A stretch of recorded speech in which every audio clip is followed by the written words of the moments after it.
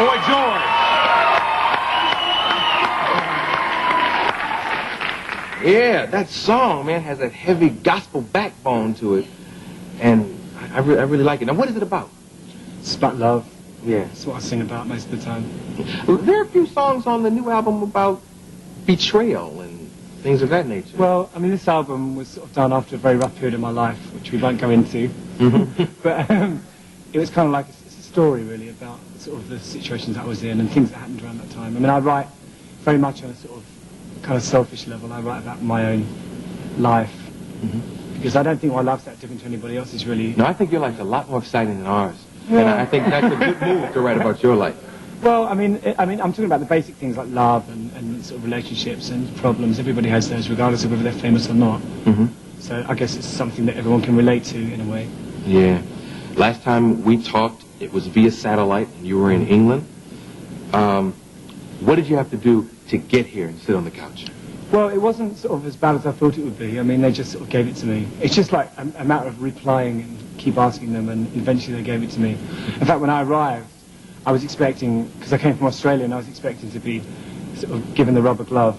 And when I might have enjoyed it, but, you know, I went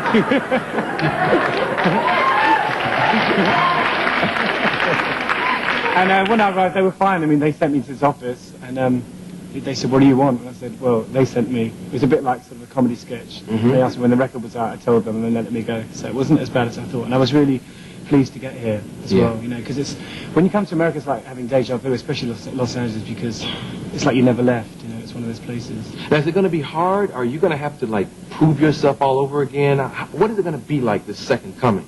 Well, I mean, I don't look at it like that, but I think the music industry, definitely, there is a place for someone like me, because, I mean, having been here for a week, or, you know, a few days, I've just seen nothing but heavy metal, so definitely there is a little place for me. Whether it's this big or that big is debatable, you know, but I don't think of myself as competing with anybody else, you know. As far as I'm concerned, what I do is unique to me. I don't think I'm brilliant or in competition with anybody else, but I have my place, you know, and I'm happy with it.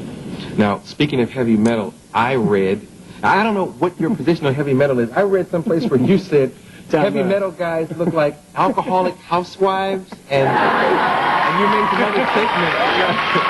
Well, what I think is ironic about it is that, you know, when I came prancing into America with my makeup and stuff, I mean, it was, you know, I mean, it's just the way that if you're kind of like putting over a macho image, then it's acceptable, you know, if you sing about girls and beer, and people can, like, tolerate you being a complete drag queen, whereas, you know, if you're, like, sort of doing it as part of your style, it's another thing altogether, and I just think it's hypocritical. And it's funny as well, because, you know, when you read Kerrang, like, a lot of times like a comic, because they do look like ugly women. I mean, sort of, they look like they've led very bad lives and put on as much makeup as possible to make them just look human, you know. So, you know, it's just, you know, one of those things. It's Axl Rose disease. No, Axl Rose is actually quite nice looking. I mean, he's one of the ones that doesn't... Get out of here. Well, nice looking. Right.